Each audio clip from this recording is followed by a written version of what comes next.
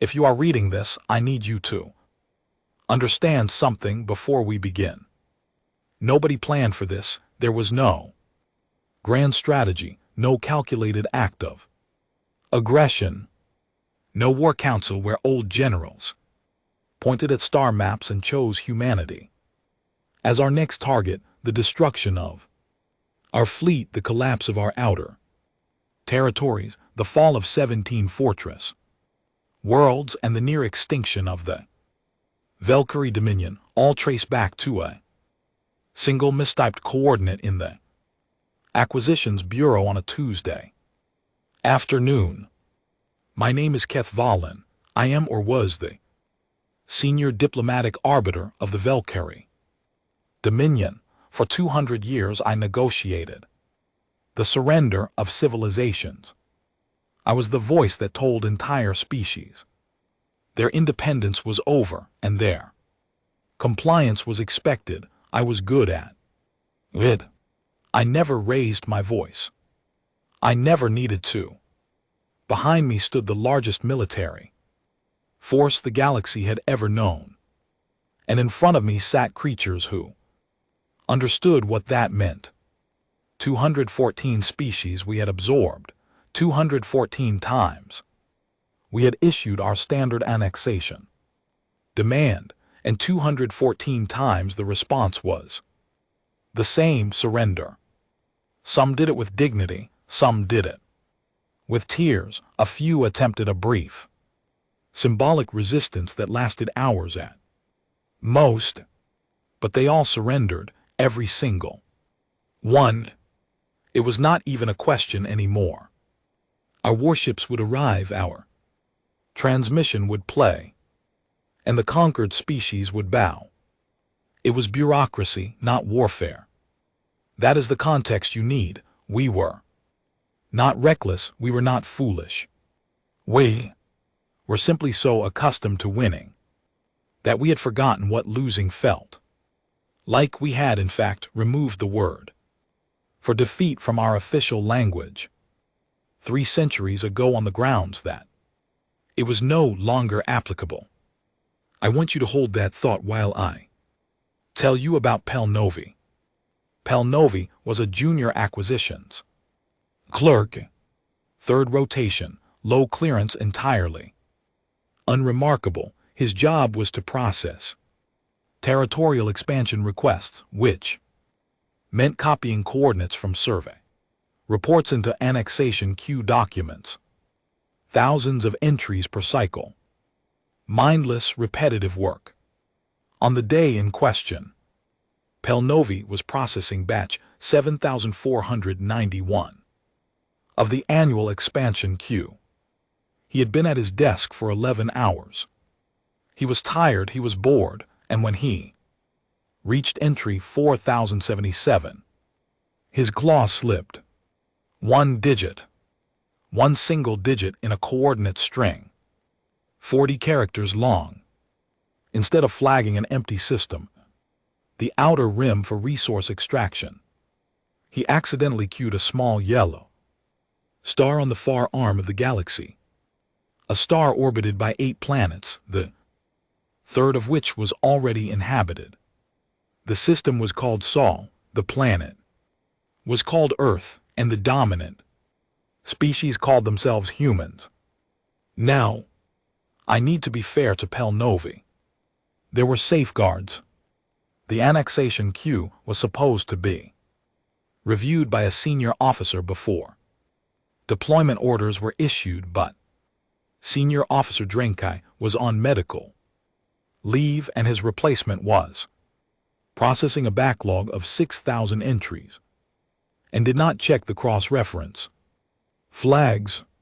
The system that should have caught the error, a simple database comparison against the quarantine registry, was running on outdated software that had not been patched in 40 years, and the quarantine file on Sol, the one that clearly stated in bold classification markers that this system was a Category 12 death world under permanent observation, and absolutely under no circumstances to Be engaged was buried in an archive that nobody had opened since before I was born.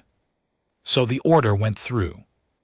400 warships of the Valkyrie annexation fleet departed for Sol on a routine pacification mission. Their commander, Vortalis, was an experienced officer with an impeccable record of bloodless conquests. He had done this dozens of times. Arrive, transmit, receive, surrender. File paperwork, go home. He packed light. He expected to be back within 10 rotations. I was in my office when the fleet departed. I did not notice. Why would I? It was one line item in a list of thousands. I was busy negotiating the absorption of a methane-breathing species in the Cygnus Reach. They were polite about it. They always are. 3 rotations later, Vortalis arrived in the Sol system and broadcast the standard surrender demand on all frequencies. The message was simple and direct, as it always was. Identify yourselves. Your system has been selected for integration into the Valkyrie Dominion. You will disarm immediately. You will submit to administrative restructuring. Resistance is not recommended. What happened next has been analyzed by every military strategist in the Dominion, and none of them can fully explain it. Within seconds of the transmission, the Sol system erupted with signals, not one response, not a dozen, over 2,000 simultaneous transmissions on every conceivable frequency in what our linguists later determined were over 7,000 distinct languages. Governments responded, militaries responded, scientific institutions responded, news organizations responded, private citizens with personal broadcasting equipment responded. One individual, whose signal we traced to a small island in the northern hemisphere, simply broadcast the sound of himself laughing for 9 uninterrupted minutes. Vortalis had never experienced anything like it. Conquered species responded with one voice, usually trembling. Humans responded with thousands of voices, most of them angry, several of them confused, and at least 40 of them apparently attempting to sell Vortalis commercial products. He did not know what to do with this, so he followed protocol. Standard procedure when a species does not immediately submit is to provide a demonstration of capability, a single targeted strike on an uninhabited area, designed to communicate the futility of resistance without unnecessary loss of life. We are conquerors, not butchers. Vortalis selected a small uninhabited island in the Pacific Ocean and ordered a precision orbital strike. The island was vaporized, clean, surgical textbook, and then humanity did something that no species in our 2,000-year history of conquest had ever done. They stopped fighting each other. You need to understand why this matters. Our intelligence on Earth, limited as it was, indicated a species in a state of near constant internal conflict. They fought over territory, resources, ideology, religion, economic systems, and in at least one documented case, the outcome of a sporting event. They maintained thousands of separate political entities, many of which were openly hostile to one another. Several were engaged in active warfare. At the moment our fleet arrived, our strategic models predicted that, faced with an external threat, they would fragment further. They would argue, they would blame each other. They would be too divided to mount any coherent response. Instead, within 48 hours of our Demonstration strike, every nation on that planet signed a unified defense pact, countries that had been exchanging artillery fire across their borders 72 hours earlier were now sharing intelligence, pooling military resources, and coordinating a planetary defense strategy. Ancient rivalries evaporated. Ideological disputes were shelved. Resource disputes were resolved with handshakes and single-page agreements. That would have taken our diplomats decades to negotiate. I flagged this in my weekly report as anomalous. My exact words were, the humans appear to respond to external threats with a species-wide consolidation reflex. Recommend further observation. Nobody read it. Nobody ever reads the weekly reports. Meanwhile, in the solar system, Vortalis was watching something he could not comprehend. The humans were launching ships. Not warships, not yet. They did not have warships. They had cargo vessels, mining platforms, orbital construction, rigs, research stations, and what appeared to be a decommissioned space station that they had somehow fitted with engines. They were launching everything they had. Hundreds of vessels pouring out of orbital docks, lunar shipyards, and surface launch facilities on every continent. Vortalis sent me a status update. I still have it archived. It read, the humans are mobilizing. Their vessels are crude. Most appear to operate on chemical propulsion systems, which should not be possible at these scales. Several are leaking atmosphere. One appears to be held together with external cables. They are broadcasting music on open channels. Please advise. I stamped the file as routine and moved on with my day. That was my greatest mistake. 3 rotations passed. I was finishing the Cygnus Reach negotiations when my communications officer interrupted me with a priority flag. Vortalis was requesting emergency reinforcements. I pulled up his report and read it twice because I could not believe what it said.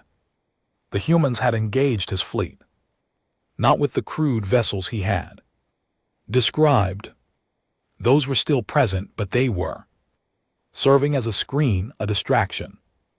Behind them, in the asteroid belt, between the 4th and 5th planets, the humans had been building in 3 rotations, 72 of our standard time cycles. They had constructed a defensive network of weapons platforms using materials mined from the asteroids themselves. They had retrofitted their mining lasers into directed energy weapons. They had repurposed their commercial satellite network into targeting array, and they had loaded their cargo ships with chunks of raw asteroid and were firing them at our fleet using electromagnetic rail systems originally designed for mineral extraction. Rocks. They were throwing rocks at us, and the rocks were working. Vortalis had lost 12 ships, not 2.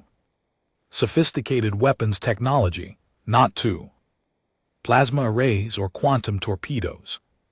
To rocks accelerated to a fraction of light speed by repurposed mining equipment.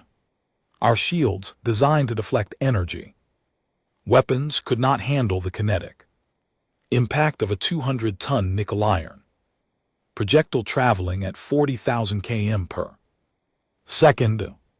I read the report a 3rd time, then I opened the quarantine file and saw it was 700 pages long. It had been compiled by a survey team 2 centuries ago, and it painted a picture of a world that should not have produced intelligent life. Earth was a geological and atmospheric nightmare. The planet's crust was unstable, producing violent seismic events and volcanic eruptions on a regular basis. The atmosphere was corrosive, composed primarily of nitrogen and free oxygen, a gas so reactive that it was used as an industrial oxidizer on most civilized worlds. The climate was wildly variable, swinging between temperature extremes that would kill most species in the Dominion.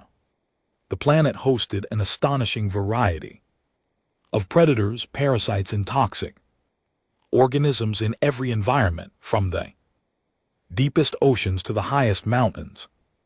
And the humans had not just survived on this world, they had conquered it. They had domesticated its predators, harnessed its geological energy, and built a global civilization on a planet that was actively trying to end them every single day of their existence.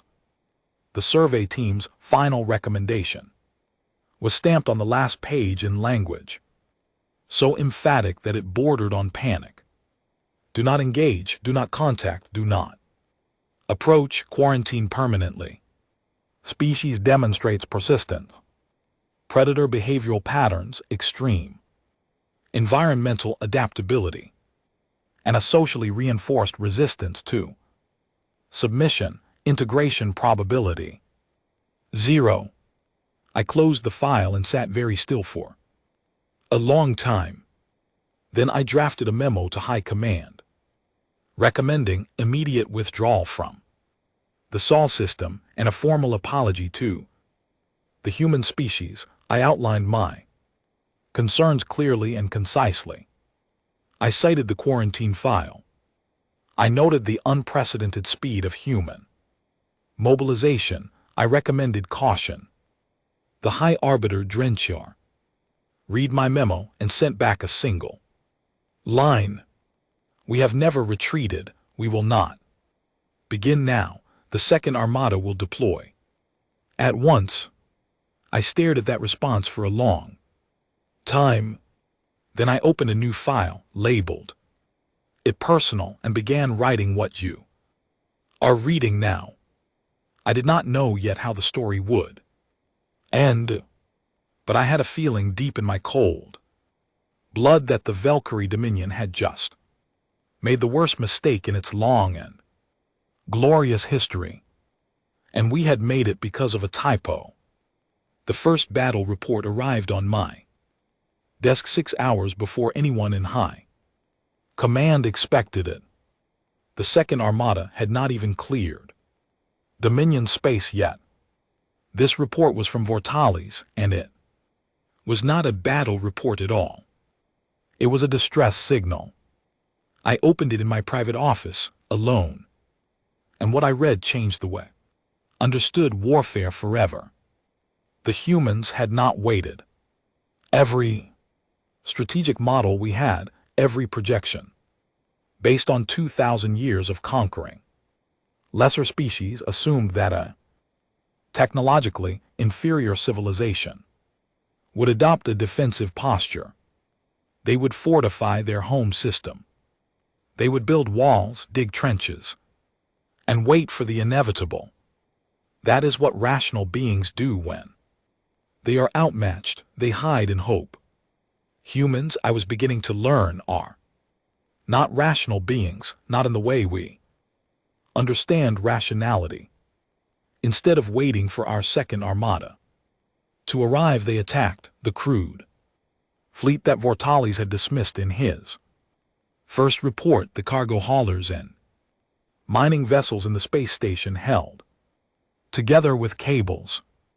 They came out of the asteroid belt in a wave, 237 vessels against Vortalis's remaining 388 warships. The mathematics were clear. It should have been a slaughter. It was just not the kind Vortalis expected. The human ships charged directly into our formation. No evasive maneuvers, no attempt to maintain distance and exploit their railgun advantage. They accelerated to maximum velocity and aimed themselves at our fleet like projectiles. Vortales ordered concentrated fire, and our gunners did what they were trained to do. They destroyed 140 human ships in the first exchange. Burning wreckage scattered across the void. Any sane species would have broken and retreated. The remaining 97 ships accelerated harder. They hit our formation like a fist. Several human ships, too damaged to fight, simply rammed our cruisers at full speed. Others latched onto our hulls using magnetic clamps and cutting tools designed for asteroid mining. I watched the combat recordings later and saw human soldiers, actual living beings, exit their ships in nothing but pressure suits and magnetic boots. No armor, no combat vehicles. They crossed open space exposed to vacuum and weapons fire and cut through our airlocks with handheld plasma torches. They boarded our ships. They fought room by room through corridors designed for beings twice their size. Our soldiers, trained for space combat and planetary bombardment, had never faced an enemy inside their own vessels. They did not know how to fight in hallways. The humans did. They were terrifyingly efficient in close quarters. They moved in small coordinated teams, covering angles, communicating with hand signals, clearing compartments with a speed and precision that spoke of a species that had been fighting in enclosed spaces for thousands of years.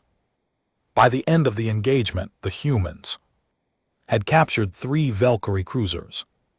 They had destroyed 17 more, mostly with their own wreckage. They had lost over 60% of their fleet, and they were celebrating. Our intercepted communications picked up cheering, laughter, and music. They had taken catastrophic losses, and they were treating it as a victory.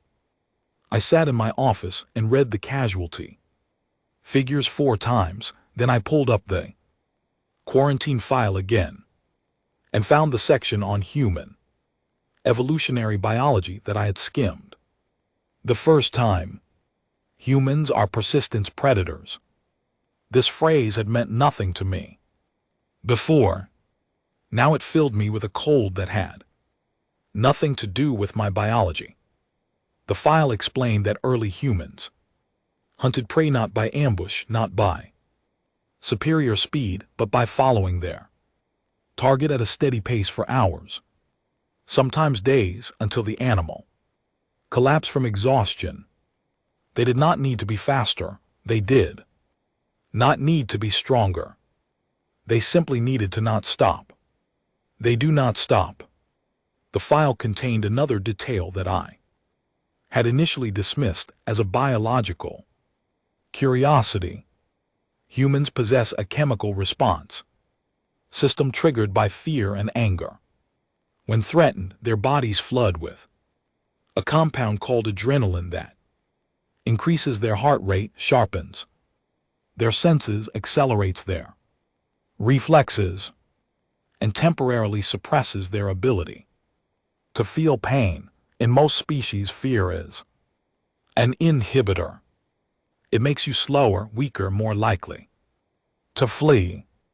In humans, fear is a performance enhancer. The more frightened they are, the more dangerous they become. I was beginning to understand why the survey team had recommended quarantine.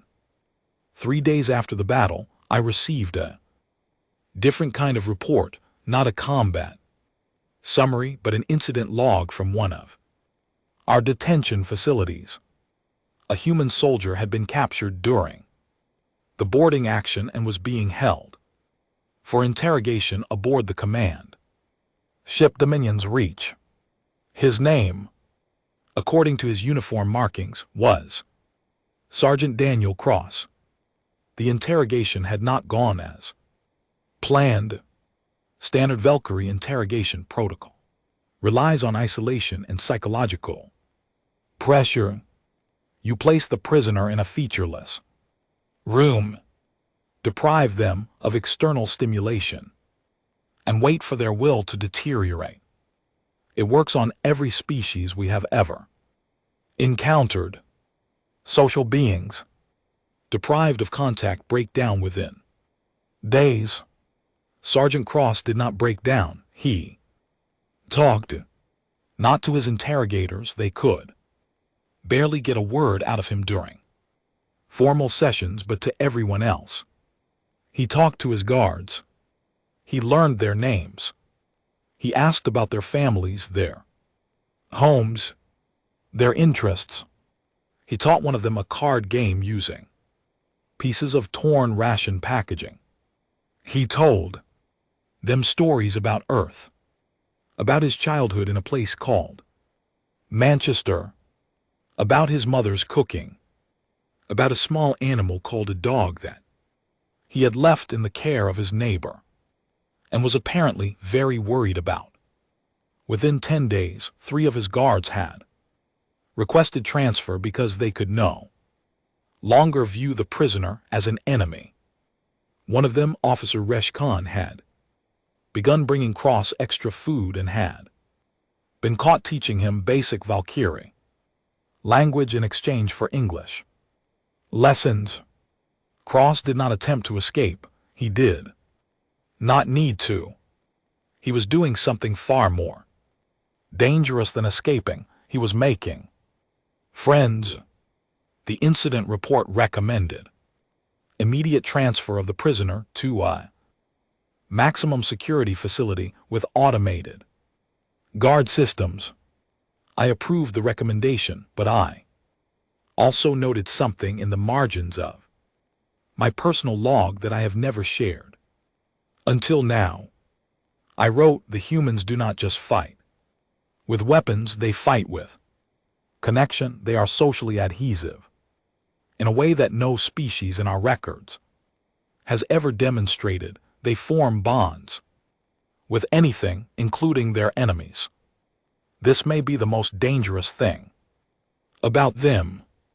While I was writing that note, something far worse was happening in the Sol system. Our intelligence division intercepted a series of technical communications between human research facilities on Earth, their lunar colonies, and the 3 captured Valkyrie cruisers. The humans were taking our ships apart, not damaging them, studying them methodically, precisely, and with a speed that made our chief science officer physically ill when she reviewed the data. In 3 rotations, human engineers had reverse engineered our shield technology, our propulsion systems, and our weapons arrays. Technology that the Valkyrie had developed over centuries, building on the work of generations of scientists and engineers, was decoded by human researchers in less than a week. They did not just understand it. They were already improving it. Our intercepted communications showed human engineers arguing with each other about modifications, not about whether the technology worked, but about how to make it work better. I brought this information to high command personally. I stood before the Council of 12 and laid out everything I knew: the quarantine file, the battle results, the interrogation incident, the reverse engineering timeline. I argued with every skill I had developed over 2 centuries of diplomacy that we were facing something we had never encountered before, a species that did not simply resist conquest but actively became more dangerous the harder you push them. High Arbiter Drenchar listened to my entire presentation without interrupting. When I finished, he looked at with the calm, measured gaze of a leader who had never questioned his own judgment and Said Arbiter Kethvalan, I understand your concern, but the Valkyrie Dominion has faced determined resistance before. We have always prevailed. The second Armada will pacify the Sol system, and this matter will be resolved. With respect, High Arbiter, I said, no previous species has captured our ships and reverse-engineered our technology within 3 days. Then we will send ships they cannot capture, he replied, and the matter was closed. I walked back to my office that evening, through the corridors of the High Council building. The walls were lined with trophies from our conquests, artifacts and flags, and cultural relics from 214 civilizations that had bent before us. I had walked past them thousands of times without a second thought. That evening, for the first time, I wondered if our trophies would soon hang on someone else's wall. The Second Armada was 1,200 warships, the largest fleet assembled in 4 centuries. It was commanded by General Fulmerin, a decorated veteran who had personally overseen the conquest of 37 worlds. He was confident, experienced, and completely unprepared for what was waiting for him. I received his first report 14 hours after he entered the Sol system's outer perimeter. It was 3 words long. They were ready. What I did not know, what none of us knew, was that while we had been debating in council chambers and assembling our armada, the humans had not been idle. They had spent every moment building not just ships, infrastructure, supply lines, communication networks, training facilities, weapons research laboratories, medical stations. They had converted their entire civilization, every factory, every university, every workshop into a single unified war machine. And they had done it while simultaneously decoding our technology and integrating it into their own systems. But the detail that haunted me, the one that kept me awake in the dark hours, was something buried in the intelligence briefing that accompanied Fulmerin's report. It was a translated excerpt from a human broadcast, a speech given by one of their military leaders to a graduating class of pilots. The words were simple and delivered without drama. She said, they came to our home. They burned our land. And now they think we are going to sit here and wait for them to come back. They do not know us. They do not know what we are.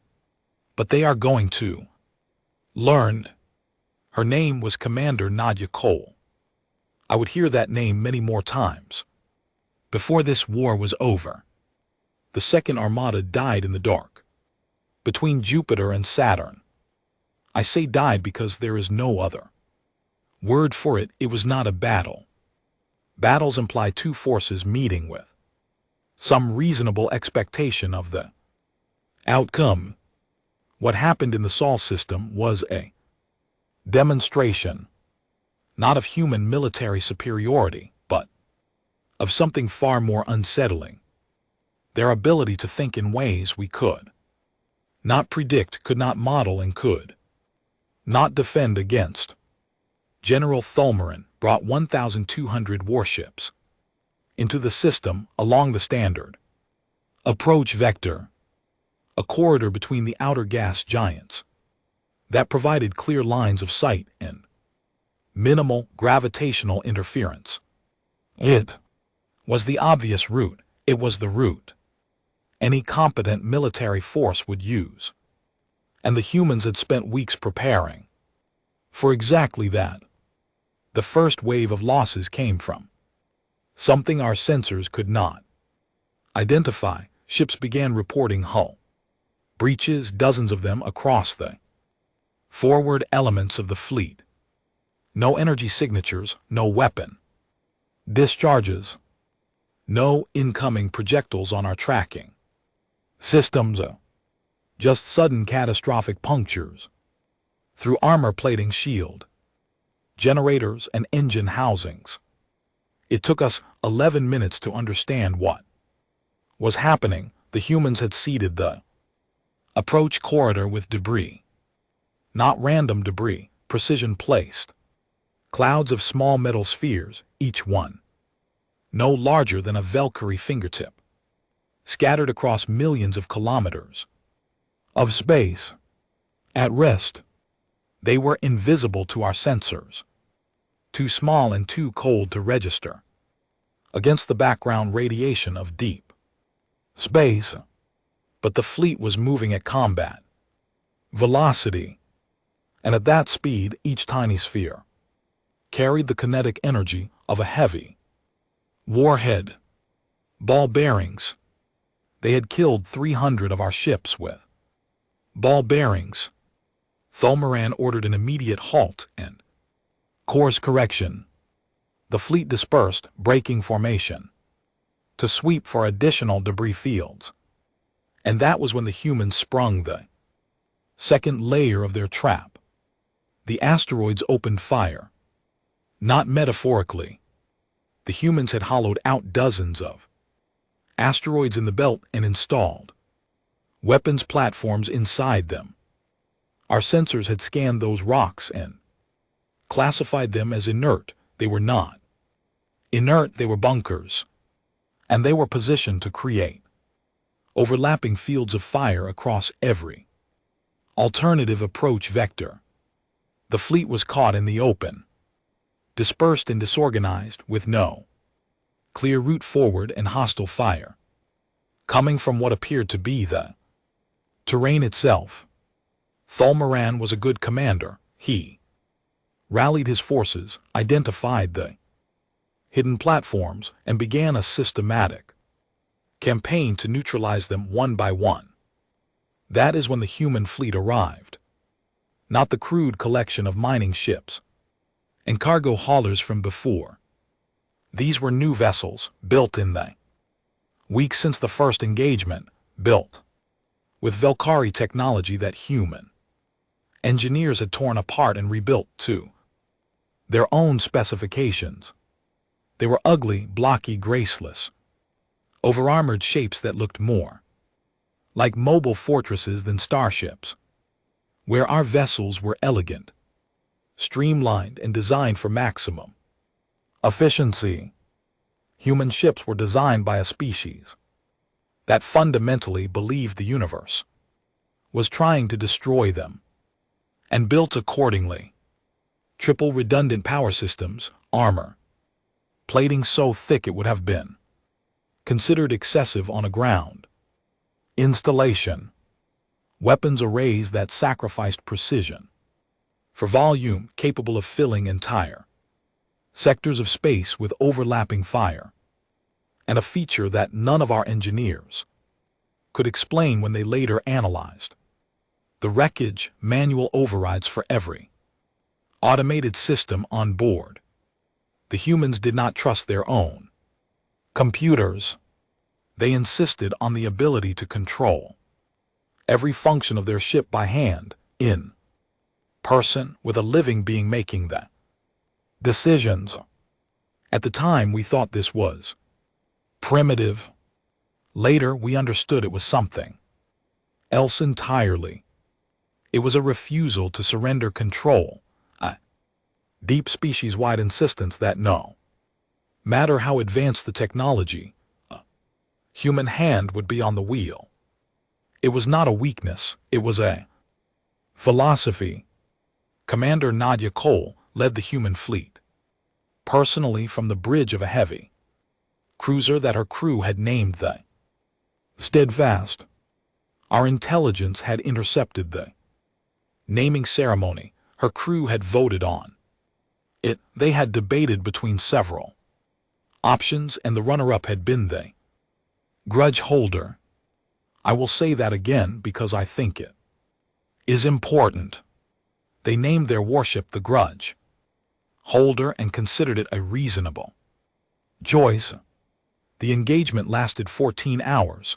I will not describe every moment because the tactical details would fill volumes, and because much of it still gives me nightmares. But there are moments I need you to understand. At the 7-hour mark, a human destroyer called the Lark took a direct hit that disabled its engines and weapon systems.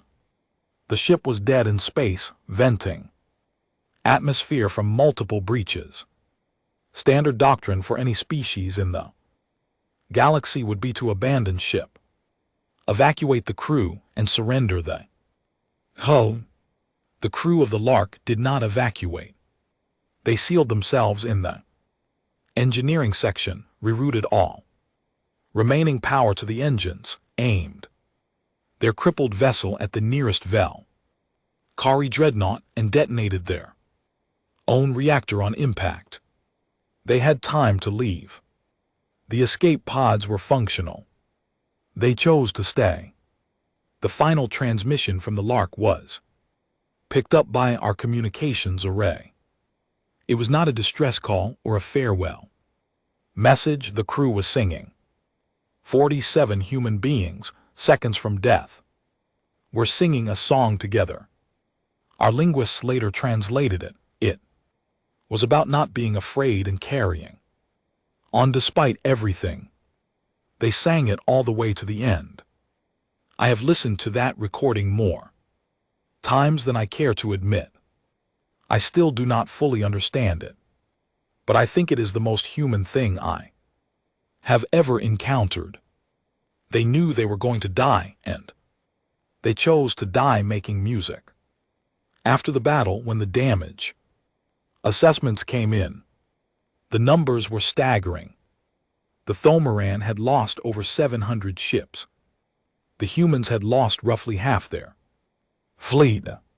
By any mathematical analysis, we had inflicted more damage than we received. By any military standard in the galaxy, the Velkari should have been declared the victors. But we had arrived with 1,200 ships, and now had fewer than 500. The humans had started with less, and were already building more. Their shipyards were running at full capacity, turning out new vessels every few days. Each generation was better than the last. Each incorporated lessons learned from the previous engagement. They were evolving their military technology in real time, iteration by iteration, at a pace that made our research division look like a historical society. I pulled a new intelligence briefing and found a detail that I have never been able to forget. Our signals division had intercepted a human military communication in which an officer referenced something called the Geneva Convention. Curious, I ordered full translation and analysis. The Geneva Convention, I learned, is a set of rules that humans impose on themselves during warfare. Rules about the treatment of prisoners, rules about the protection of civilians and medical personnel, rules about which weapons are considered too cruel to use on other living beings. I read the full document in one sitting. When I finished, I called an emergency meeting with the senior intelligence staff. I stood before them and displayed the translated text on the briefing room screen. This, I said, is a list of things humans have agreed not to do to each other during war. I let them read it. I watched their faces. I saw the exact moment each of them understood the implication. General Vossarin was the first to speak. Her voice was very quiet. "You're telling me," she said, "that the tactics they have been using against us, the ramming, the boarding actions, the improvised weapons, are the things they permit themselves to do." Yes, I said. Then what is on this list? What are the things they have decided are too terrible? Chemical weapons, I said. Biological agents. Weapons that cause unnecessary suffering. Attacks on medical facilities. Targeting of civilians. The room was silent. They have these capabilities, Vossarin said. They have had them for centuries. They used them on each other in previous conflicts. Then they decided to stop. Not because they lost the ability. No, because they chose to. They looked at what they were capable of and drew a line. Vossarin leaned back in her chair and stared at the ceiling for a long time. When she looked at me again, her expression was one I had never seen on a Valkyrie general's face. It took me a moment to identify it. It was fear. The next intelligence report brought news that changed the war entirely. The humans had landed ground troops on Valkyrie Forward Station Theta 9, a fortress whirled on the edge of our territory. Not a major installation, a border outpost with a garrison of 40,000. We expected them to bombard it from orbit. The efficient choice, the rational choice. Instead, they landed soldiers, thousands of them on the surface, in the mud and the rain and the freezing wind of an alien world with an atmosphere that was barely compatible with their biology. They fought for that station room by room, corridor by corridor, tunnel by tunnel. It took them 4 months. 4 months of grinding, relentless, close quarters fighting in conditions that should have broken any invading force. They lost soldiers every day, every single day for 4 months, and every morning the survivors got up, checked their weapons, and went back to fighting. Not because they did not grieve. Our intercepts showed them mourning. They're fallen with an intensity that was almost physical, a weight that seemed to press down on the entire species. They built small memorials out of stones and spent ammunition casings. They read names aloud. Some of them wept openly, without shame. And then they dried their eyes and returned to the fight. When it was over, when Theta 9 finally fell, the humans did something that I still struggle to explain to my own people. They treated our wounded. Their combat medics moved through the wreckage and tended to injured Valkyrie soldiers with the same care they gave their own. They set up field hospitals. They performed surgery. They sat with dying Valkyrie and held their clawed hands and spoke to them softly in a language the dying could not understand, but whose tone was unmistakable. I received the report and did not know which part disturbed me more: that they had taken our fortress through 4 months of unrelenting determination, or that they had immediately turned around and shown mercy to the species that had tried to conquer them. I was beginning to understand that these two things were not contradictions. They were the same thing. The same stubborn, impossible, infuriating refusal to be anything less than what they believed they should be. I went home that night and sat alone in my quarters and thought about what we had awakened.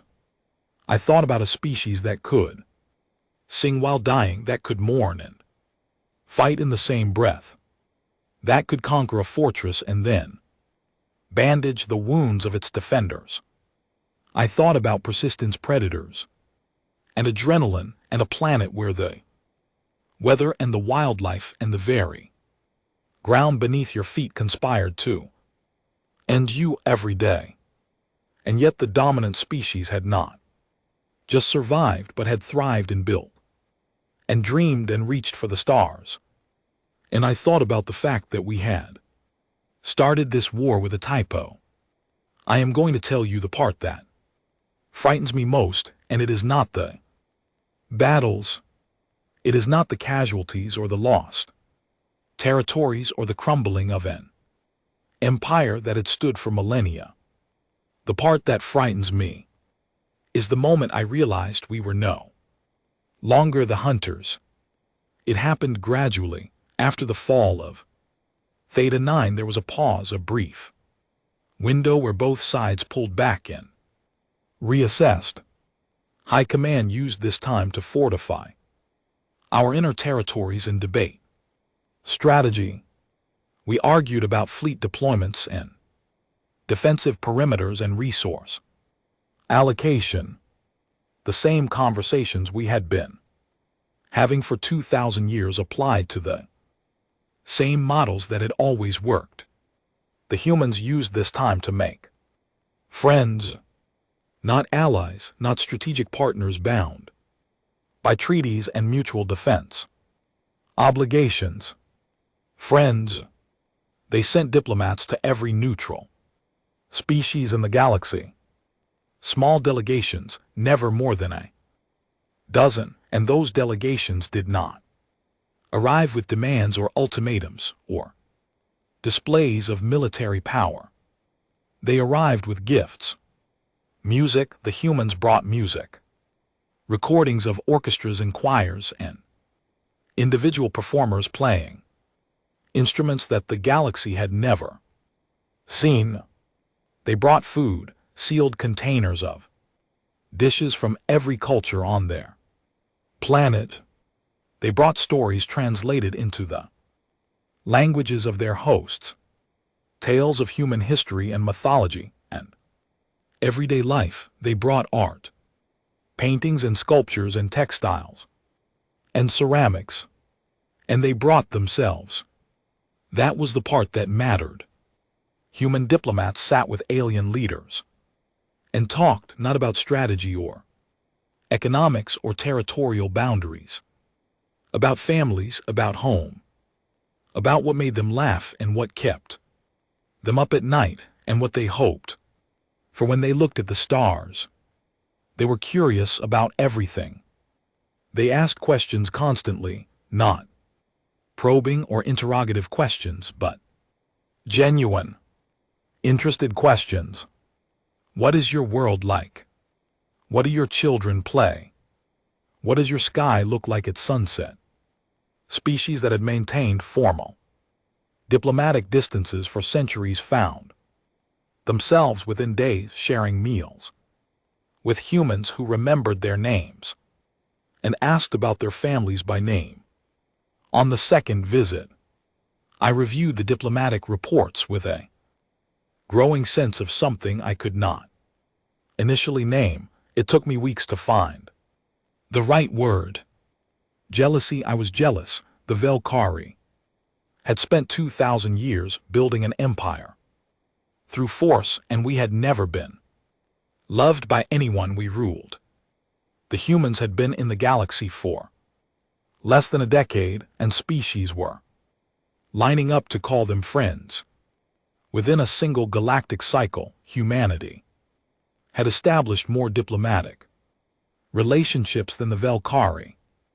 Dominion had built in 10,000 years, and their friends, I noticed with alarm, were not passive when humanity asked for help, not demanded. Asked species responded. Supply ships arrived from civilizations that had no stake in the conflict. Volunteer engineers showed up at human shipyards offering expertise. Intelligence networks that had been closed to everyone suddenly opened their doors because a human ambassador had once sat with their director and listened to him talk about his home world for 3 hours and remembered every word. I tried to explain this to High Command, and I do not think they understood.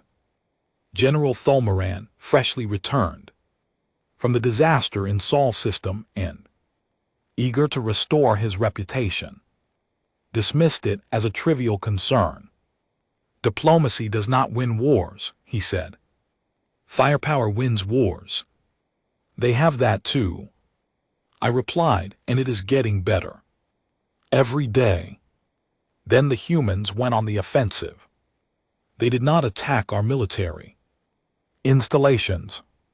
They did not target our home world or our shipyards or our command infrastructure. They attacked our legitimacy. They went to every species the Valkyrie had conquered and asked them a simple question: do you want to be free? Most of them said yes. Rebellions erupted across 40 systems simultaneously.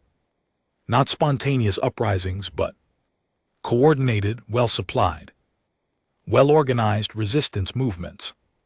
The humans had been training insurgent leaders in secret for months, providing weapons, communications, equipment, medical supplies, and strategic guidance. They did not fight these battles for the conquered species.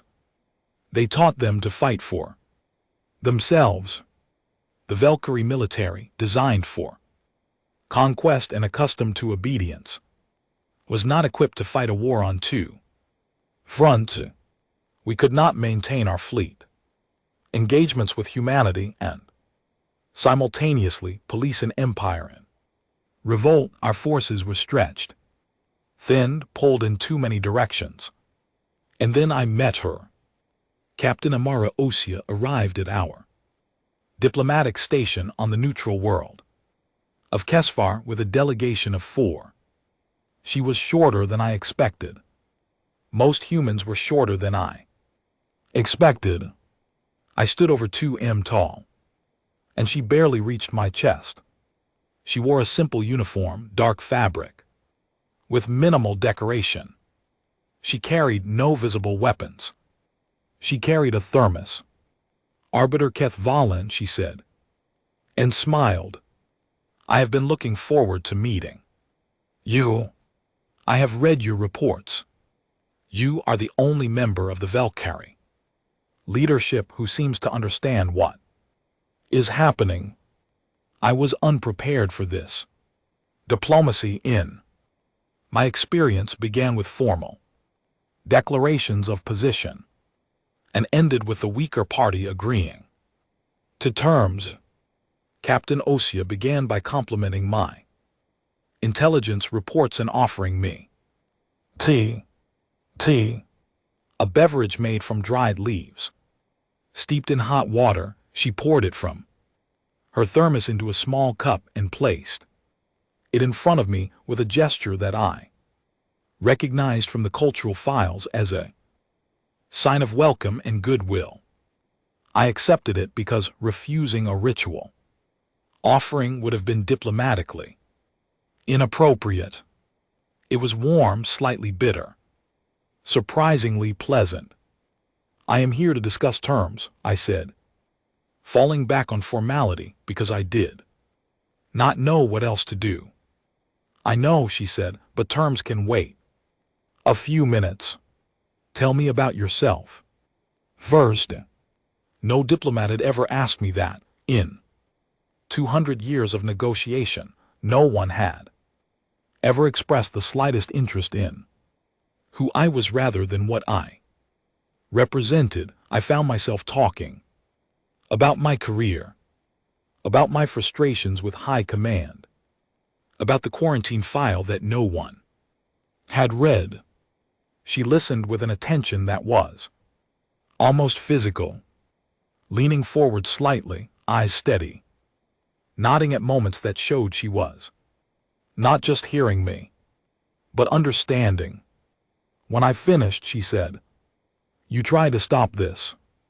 I did. I know. We intercepted your memos. I felt a cold stillness. You have been reading our internal communications for quite some time, yes.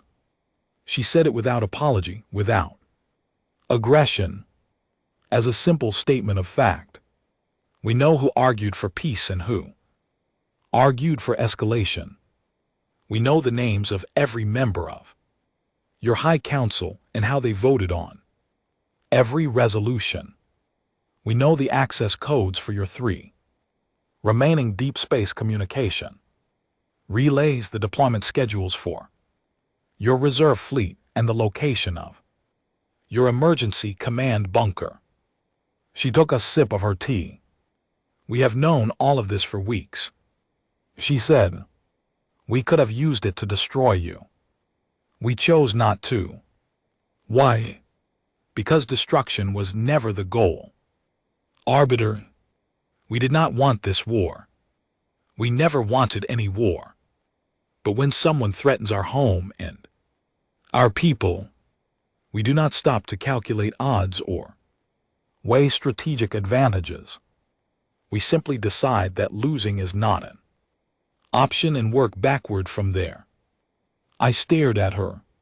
She was small and calm, and smiling, and she had just told me that her species had infiltrated every level of our military infrastructure and chosen restraint. She was offering me a biscuit from a small tin she had brought.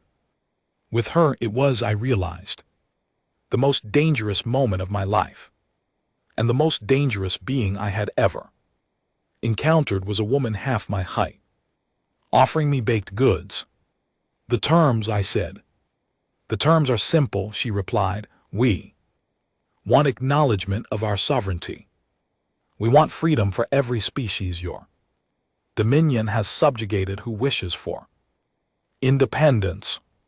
We want the establishment of a galactic council with equal representation for all members, and we want a formal apology. I waited. She said nothing more. That is all. That is all. No territorial demands. No reparations. No restrictions on our military. We do not want your territory, Arbiter. We have plenty of our own. We do not want your wealth. We want your partnership, and we believe, I believe, that the Valkyrie have more to offer the galaxy as partners than as conquerors. I did not know what to say to that. In 200 years, I had negotiated terms ranging from total subjugation to conditional surrender. No one had ever offered me partnership. No one had ever looked at the Valkyrie Dominion, the most feared military power in the galaxy, and seen a potential friend. I told her I would bring the terms to High Command.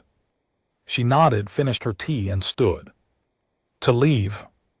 At the door, she paused and turned back. Arbiter, one more thing.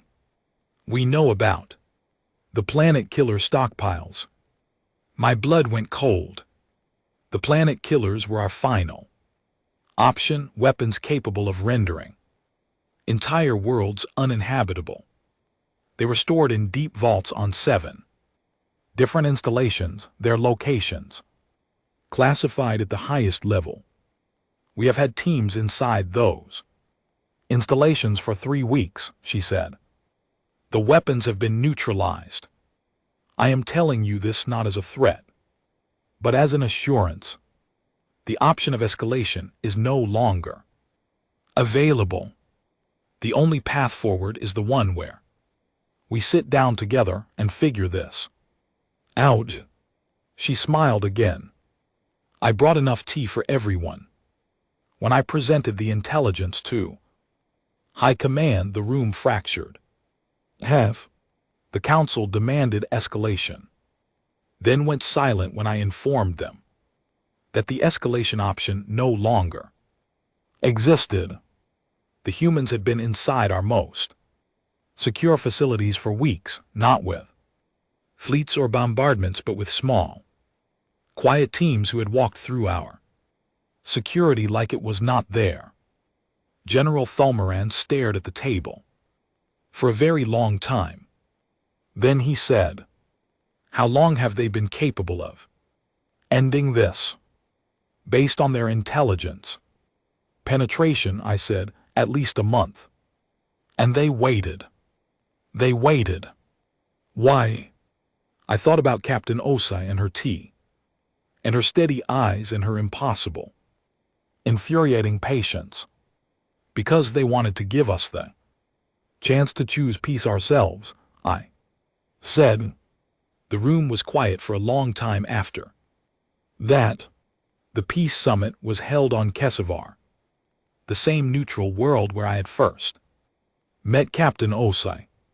The Valkyrie sent a delegation of 12, headed by High Arbiter Drencher himself, who looked diminished in a way I had never seen before. Not physically, emotionally. He moved like a man carrying a weight he could not put down, the weight of a legacy that had just been proven hollow. The humans sent Captain Osai and 3 aides.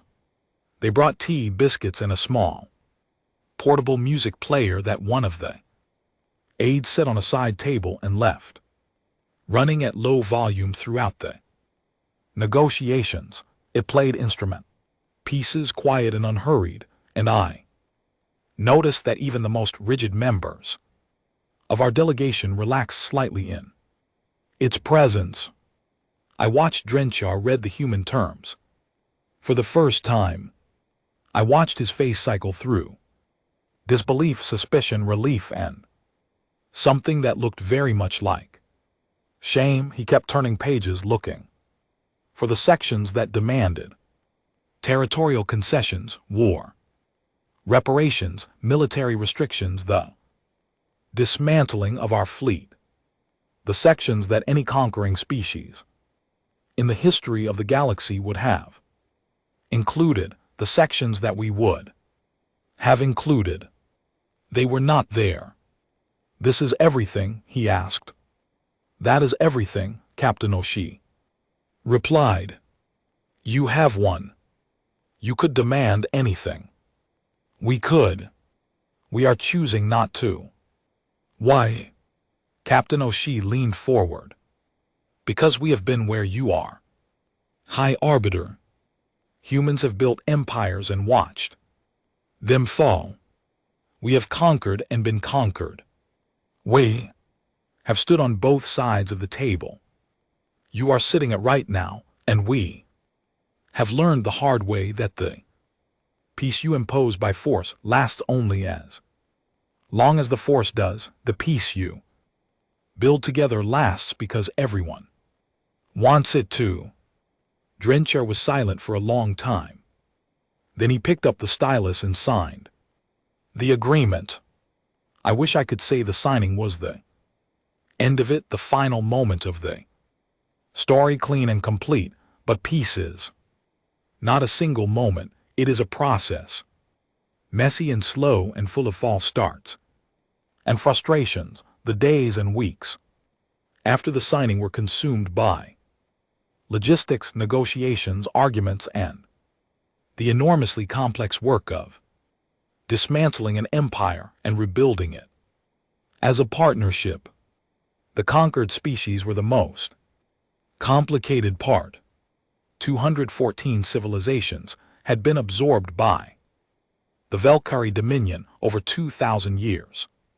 Some had retained their cultural identity, others had been so thoroughly integrated that they no longer remembered what independence looked like.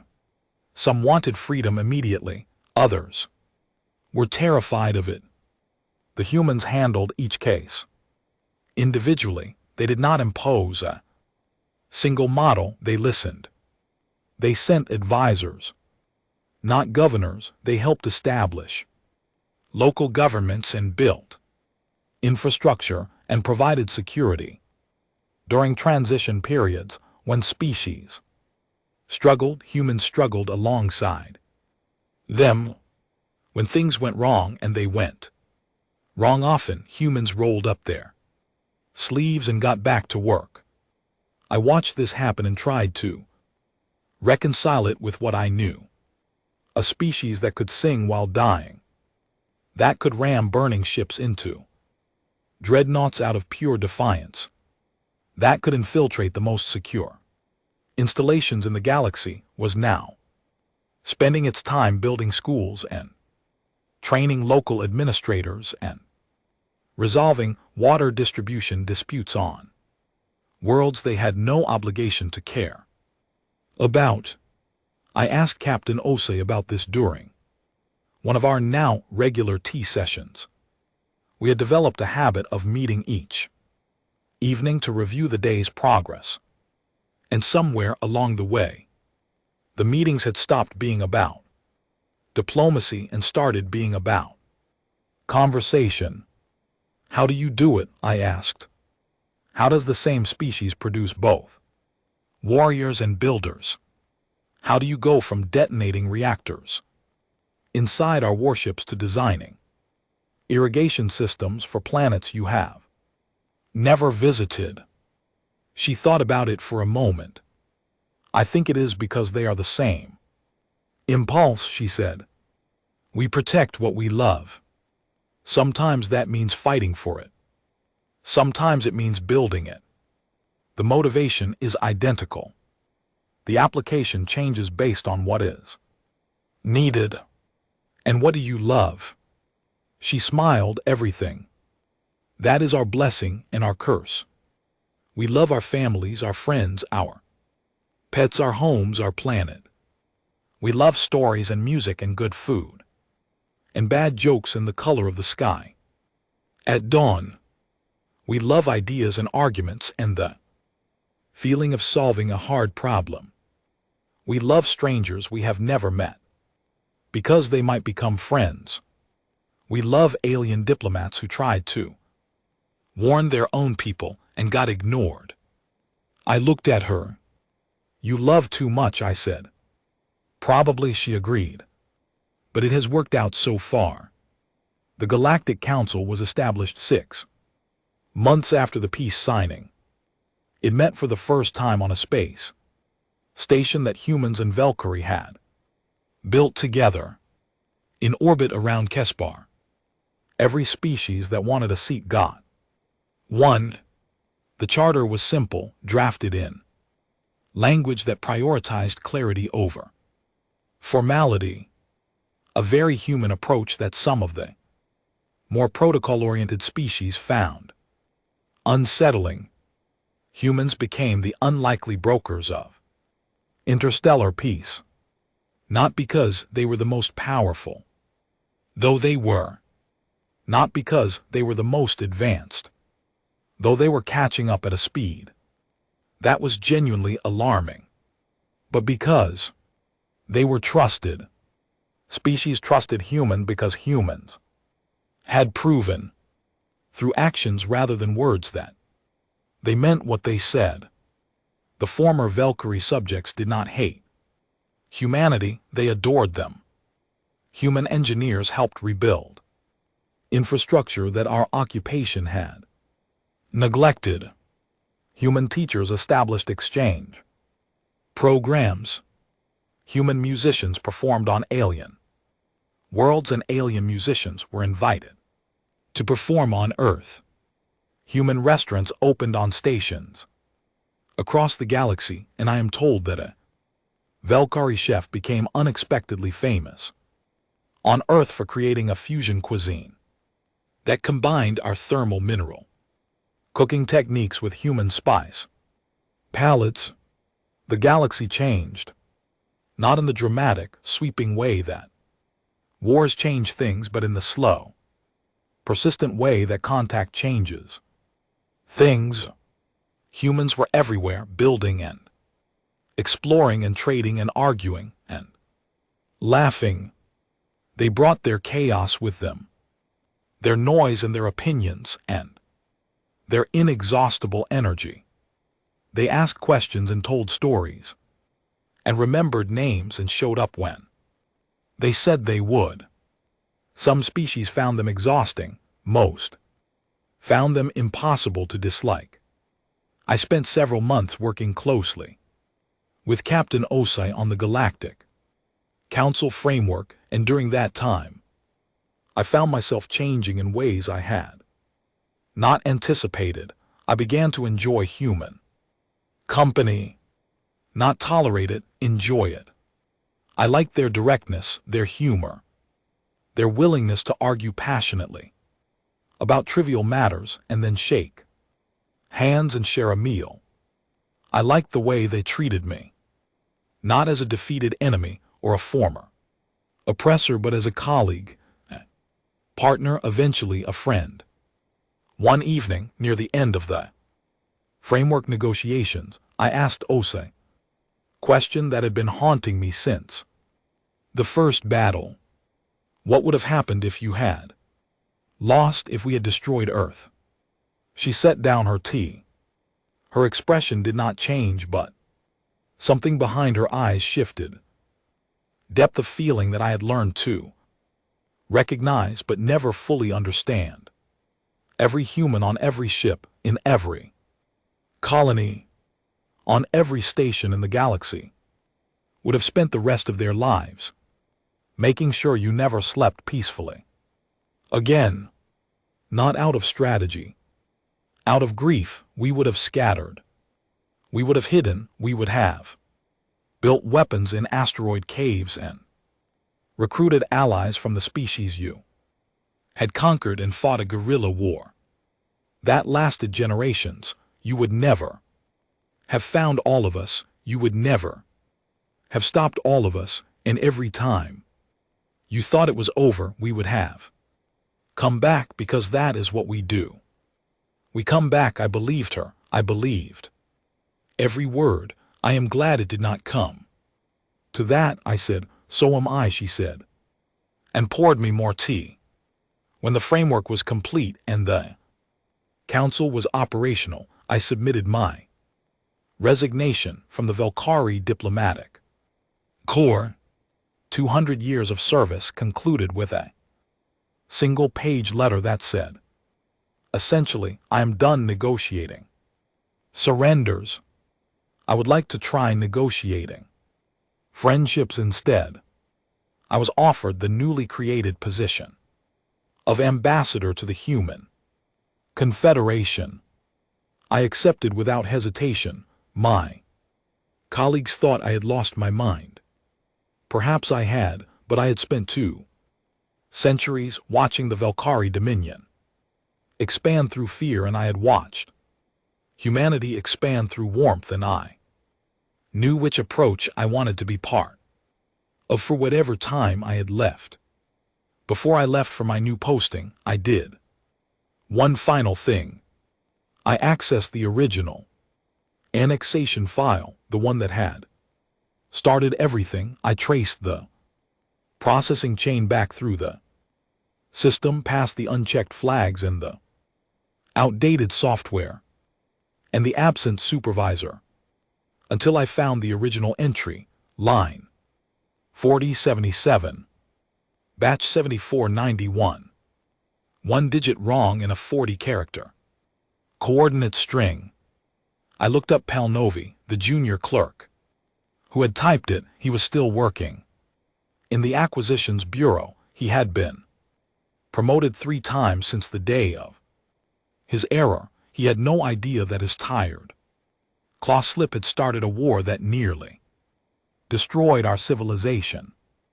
I outside his office for several minutes, considering whether to tell him. In the end, I walked away. Some truths are too heavy for the people who caused them. Pelnavi would live out his career believing he had processed routine paperwork. The galaxy would continue turning, and I would carry the knowledge alone. One more weight among many, balanced against the warmth of a cup of tea. I am writing these final words from my quarters on the human station Liberty Point in orbit around Earth. My window faces the planet, and I can see it now. Blue and white and green, streaked with the silver threads of orbital platforms and the bright points of ships arriving and departing. It is beautiful. It is also, I remind myself, a Category 12 death world where the weather alone would end most species. The galaxy, the beauty and the lethality are the same thing. just like the species that calls it home. I have been here for 3 months now. I have learned to drink coffee, which is an even more aggressive beverage than tea, and contains a compound that is technically a neurotoxin. Humans drink it every morning, some of them drink it all day. I tried it once and did not sleep for 47 hours. The humans found this hilarious. I have attended a human musical performance, an orchestra playing pieces by composers who died centuries ago, and I wept. I did not know I could weep. Valkyrie do not have tear ducts. Apparently, emotional response can find its own pathways when the stimulus is powerful enough. The human sitting near me pretended not to notice, which I have learned is a form of kindness. I have eaten human food. Some of it is exquisite, some of it is an assault on every sensory organ I possess. Humans seem to enjoy both categories equally. There is a dish called curry that exists in approximately 10,000 variations, each one capable of causing what I can only describe as a religious experience. In my taste receptors, I am mildly concerned that I may be developing an addiction.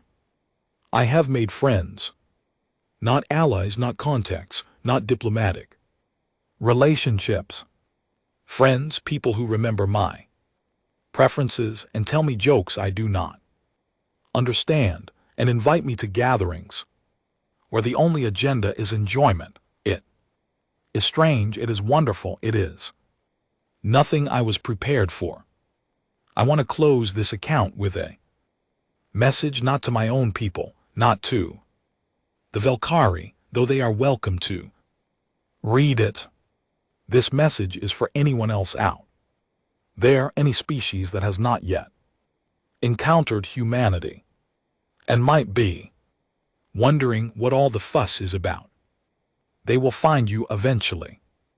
They are explorers by nature, wanderers, curious and restless, and eternally unsatisfied with the boundaries of their knowledge. They will show up in your system in their crude, overbuilt ships, broadcasting greetings on every frequency, and they will want to be your friends.